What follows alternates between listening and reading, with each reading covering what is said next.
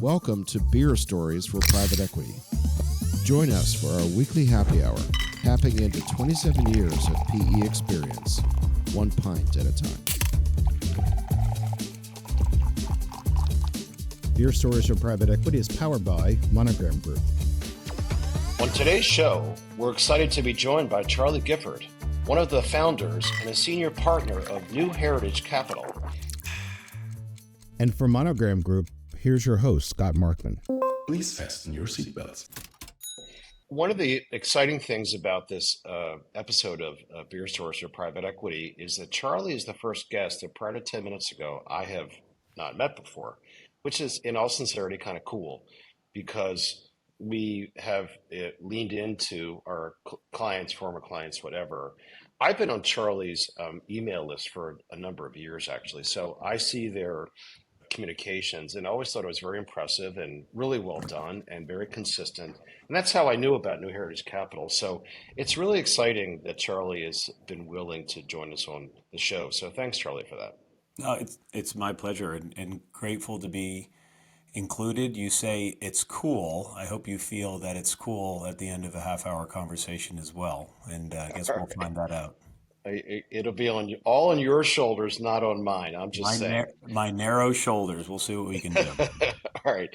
So got your undergraduate at Denison, and then you came to Chicago for B School at Kellogg. A couple of fond memories of the beloved Chicago.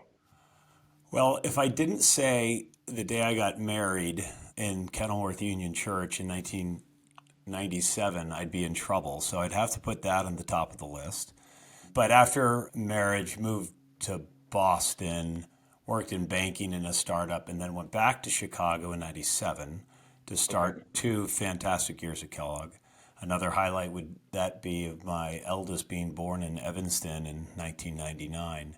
But as a provincial northeasterner with a high emphasis on the city of Boston, where I've lived most of my life, I do have a soft spot for Chicago. It is such a dynamic and cosmopolitan city that I've had lots of fond memories of, including probably my closest friends in the world who I met during my 2 years at Kellogg. It was a great group of people, learned a lot and made a lot of great connections.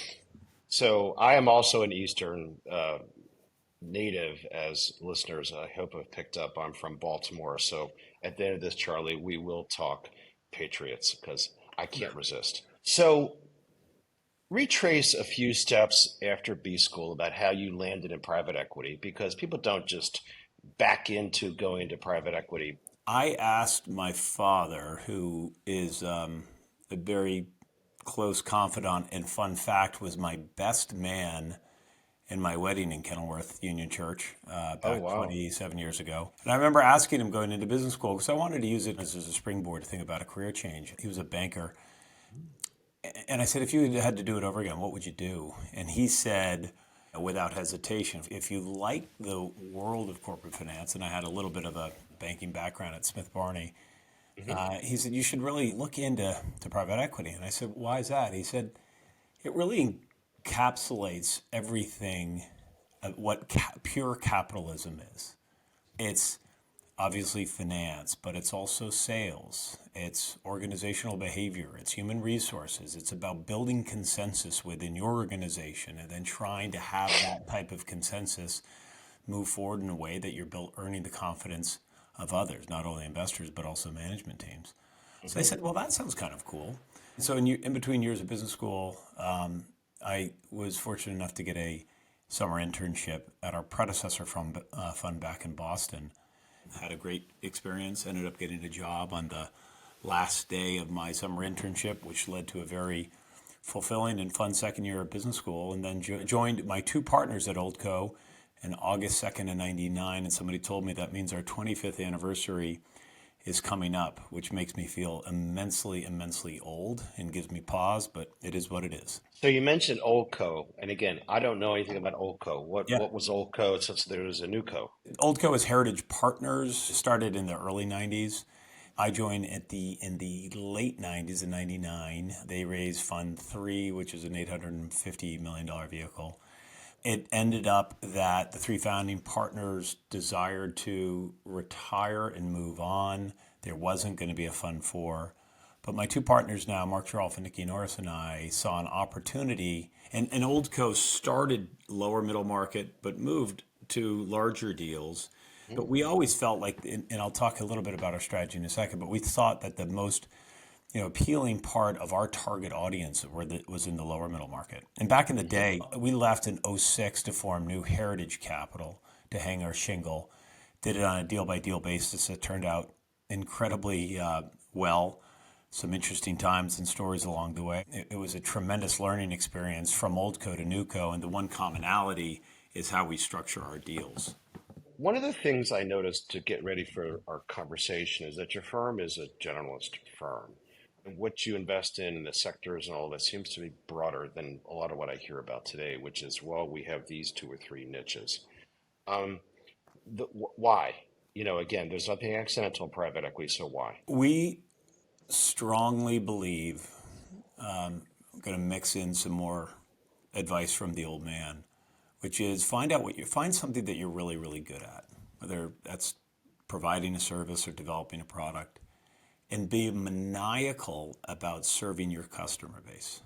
Provide better product, better service that, provide better customer service, etc. Do your best to really be focused on meeting the needs of a select group of customers. So find out what your total addressable market is, how big is it, and then figure out who you want to serve. And I asked them that question from a standpoint of looking at businesses to invest in, but it also very much holds true about how we run our business. And our business, instead of falling in line with all the other 1,000+ equity sponsors out there, because everybody says, well, you have to be an industry specialist if you're going to kind of win the confidence of investors and win the confidence of business owners. Instead of being vertically focused, Scott, we're what we call more horizontally focused. Okay. And what I mean by that is that our focus has been, even at Oldco and at Newco, which again, we started New Heritage Capital in 2006, is to find and partner with middle market founder owners that have yet to raise institutional equity capital. And so they come to the table in search of a corporate finance solution, but everything they see is an 80-20 leverage buyout. And a lot of business owners will say, I'm not interested in an 80-20 leverage recap. I'm too young to retire. I don't want to be somebody's employee. And I candidly don't want to take direction from a 28-year-old, very bright person that graduated from a top business school and are going to come in here and tell me how to run my business. And so what I just described was this concept of private equity partnership, right? So private equity guys come in or girls come in and talk to business owners and say, we're going to be your best partner. We're going to come in. But, oh yeah, by the way, the quid pro quo of capitalism is I give you a lot of money and in return I get control. So that's the way the world works. And so these business owners come to the table thinking that they're going to, because they have a liquidity need, right? To either diversify net worth or to cash out inactive shareholders that have a different risk profile. But behind this all is this maniacal CEO who says, again, too young to retire, don't want to be somebody's employee. I believe the best way to invest, I want to invest and reinvest back into my business because I know my business over the next 3 to 5 years are going to be the most exciting 5 years in the history of the business. And so it's that kind of deal dynamic that we are always in search of. And with our private IPO structure, which is peculiarly a registered trademark, I just for those that are watching on YouTube, I just circled and R'd parallel what Charlie just said. One thing, we're never bound by conventional norms, right? So we're not afraid to do different things, but it's the idea about providing the benefits of going public to private companies without going public. That is to get material liquidity. You don't have to sell control. You can keep control of the voting stock and the board, and you get access to growth capital. So we just inherently believe, Scott, that the most intuitive way to invest our investors' capital is to find those founder owners that are looking for something other than an 80-20 leverage recap. And with our structure, we provide the liquidity of a change of control transaction, up to 80% of the value in the business in day one, but we give them 3 of the 5 board seats and up to 50% of the equity on the exit if they hit their expected growth case. So again, not trying to be all things to all people. Back to the old man's advice. It's about servicing a select group of people and bringing a product that is different from everyone else. Somebody much smarter than me said, sometimes it's better to be the only than the best. And I'm not sure we're the only people to do it, but I do think we're the only ones that really focus on that branding of being a differentiated corporate finance solution provider to private businesses. If we were in the same room, I would hug you because you actually used the word brand or branding. And I'm going to tell you what I mean by that.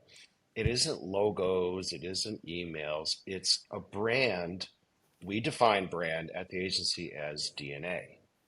Brand is the everything. And you just described your everything succinctly in 3 minutes or so. You described what is your mission, what are you trying to accomplish, why, how you go about doing it, how you communicate it. That's fucking brand. That's how we define brand, and how we whip religion on our clients is what you just said. And very, very, very, very, very few private equity people would ever think that way, let alone articulate it. Yeah. I told you earlier that I don't like being on conversations where one person just says, I totally agree with you and I agree with you. That's boring. But I do agree with you because at the end of the day, private equity, you go back to the days of Henry Kravis.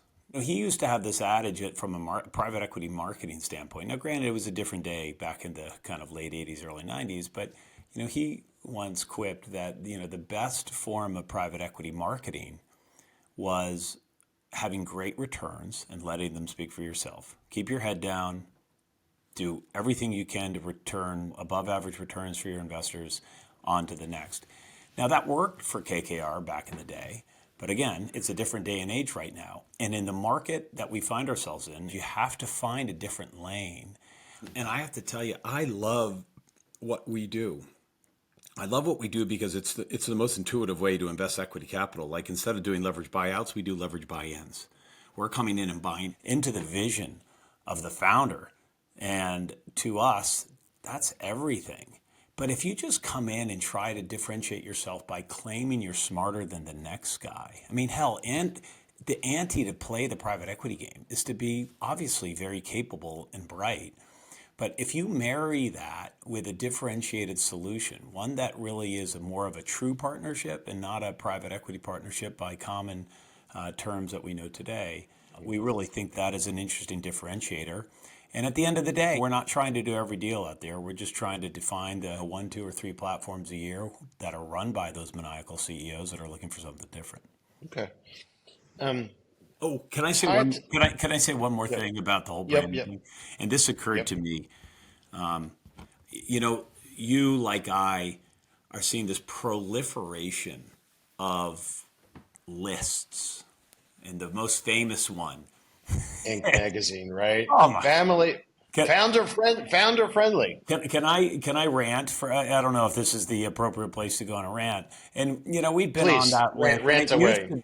Back in the day, you didn't have to pay for it. Now, everybody pays for it. I feel like a lot of private equity firms, their whole marketing strategy is how do I find my way on more lists that I can tell that I tell my LPs that I'm on this list and I'm in this top 10 and this top 25 and this top 500 or whatever it is, as opposed to having a true differentiator and really focusing on building your brand, not only in the minds of your investors, but also your target audience. So, yeah, it's great to be on a list, but I just feel like there's been more and more of these lists. I think we can reach our target audience in different ways than just having to be on a list or so. We don't lose a lot of sleep over it. I mean, it's nice to be on it, but at the end of the day, I think there are better tools and strategies that you can employ to achieve your strategy of differentiation. I do want to give you folks props for doing your communications cadence and consistency and sophistication better than a vast majority of your brethren. And again, we've had nothing to do with it. I'm a recipient because I got on your mailing list one day. But I want you to give a window into our listeners as to the how and the why and what value do you see from that? Because I just see your firm doing it really damn well. I'm grateful for you saying that. The way we think about it is we espouse this belief. Actually, what learned at Kellogg about this rule of 8. And the rule of 8 states that for a consumer to reach for a new item along the aisles of a grocery store, they have to Eight do impressions. 8 Eight unique impressions. impressions. So it has to hit them once, and they're like, oh, that whatever. Hits again, like, I think I've heard that before. Third time, oh, yeah, that's interesting. Fourth, fifth, sixth, seventh, eighth. And then they're finally in the aisles of the grocery store, and they reach for the product on the shelf. So compare that to private equity in the way our market has become more and more efficient. The day of waiting for the phone to ring, which doesn't happen anymore, or the email to hit your inbox with a new deal, I would posit that if that's your strategy, you're going to be facing an uphill battle. So what we do, again, we have this unique kind of structure called the Private IPO. And we want it, one, to be synonymous with the name heritage. We want people to think about us for recaps of founder owners that are looking for something other than a full sale. But what I always tell my kids to do is similar to what we try to do and how we think about our market, which is put yourself in the minds of the investment banker that is building the buyer's list. Mm-hmm. And some of my closest friends in the world are the ones I've met on the other side of the table over the last 25 years, many of which live in the city of Chicago. But let's face it, Scott, there are thousands and thousands of people they can put on that list. Why are they going to put New Heritage Capital on the list?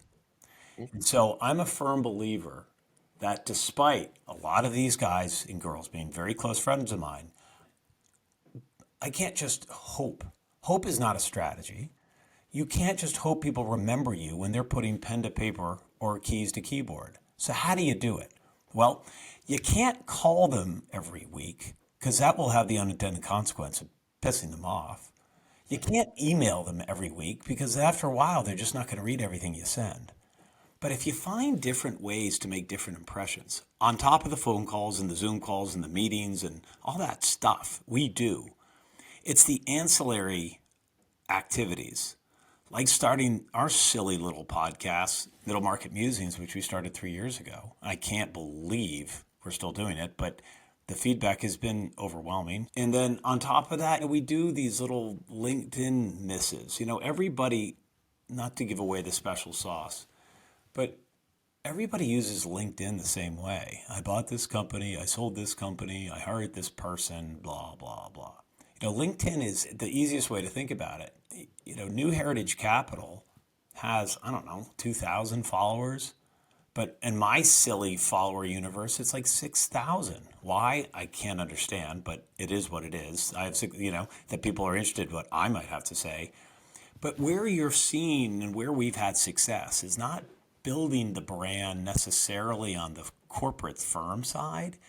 It's actually using my platform to put forth video snippets about market conditions or the private IPO and the benefits of doing it to hit the investment banker, hopefully, when they're putting pen to paper or key to keypad. Now, mind you, me being the face to the firm gives my partners immense pause, but it is what it is, and it seems to be working, and until it doesn't work, we'll continue doing so.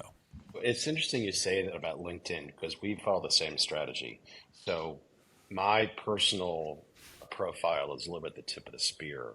Now, on a personal level, it rubs me the wrong way to do that because the firm is called Monogram for a reason and not Markman. From day one, when I was just a guy around a coffee table hanging my shingle, my parents owned a business. It was named after my father, and God bless him, and they built a nice little business, retired, and that was that. But I grew up with that. I didn't want that when I was in my dad's position. I'm not criticizing it. It's just not what I wanted. So if I've run away from this direct association with the agency being me, being synonymous. Having said that, in 2024, it benefits the agency to have me be the tip of the spear. And it was part of the motivation to create the podcast was to put me out there as like a figurehead, even though candidly I'm not comfortable with it because it's just I'm a we guy. I grew up playing team sports. We have one mantra in this agency, which is we win as a team, lose the team. That's it. There's nothing else. So for me to sit there and say, hey, dig me, I'm not comfortable with this, but I know business-wise it benefits. And that's exactly what you're saying. Well, take that to the next step. Think about, is there industry that has a better track record with succession than private equity? And you think about back in the day, everybody, most of the firms that were starting out were named after people, and that's evolved because people when they start, they want it to be bigger than themselves, right? And it's hard for it to be bigger than themselves when it's named after one person. Now, as we know, no breaking news here. There's some large egos in private equity, right? I think I can say that with a high degree of confidence. Never. I would never say that, ever. A lot of class presidents, a lot of, it's like the, U.S. House of Representatives. Now, maybe not that bad, but there are a lot of people with strong convictions and a lot of people that have high opinions of themselves, which is really complicates the whole piece of succession. I think it's made even harder when you name a firm after one person. Yep. All right, we're going to pivot to the fun stuff. You've shared. What do you mean? This has been fun the entire time. No, even more fun. Okay. Even more fun. All right. You mentioned some things about your family, your kids at Northwestern. You met your wife in Chicago and got married in Kenilworth. What's the coolest place that you and the fam have traveled to in the last year, and why? I always tell my kids I work hard so I can drag them to different places around the world. Last year, we went to Depler Farm in Iceland to try to see the Northern Lights, which is a super cool place. Part of Chad Pike, who used to run real estate for Blackstone, created these 8 or so lodges around the world, and they're called the 11 Experience because he wants to take it to the not 1 to 10, but 11. And I'd say it's 11, both in terms of beauty and experience, but also cost. But it's a pretty spectacular place. Sadly, we were clouded out from seeing the Northern Lights. We also went with a bunch of friends. We went hiking along the coast of Croatia, starting Dubrovnik to Korčula to Hvar. I love the water in the Mediterranean. I like beaches, but that water is pretty spectacular. So those are 2 places that are on the hit list, although my wife is now planning a trip to go hug gorillas in the mountains of Rwanda later this year. So hopefully we're going to do that. So my wife and I, 5 years ago, probably this week, went to Iceland to see the Northern Lights. How'd you do? And we did. Oh, cool. We saw it, but I have to tell you that one of the probably 2 coldest moments of my life, and the air temp wasn't even that bad. It might have been 20 degrees, but the wind chill was probably 40 below. And the guide, gets our camera out here. Let me take a picture. And you can see my wife and I, we're smiling, but I'm telling you, I just wanted to rip someone's lungs out because it was so cold. And it's that damp. It's the damp cold too that just kind of seeps into your bones.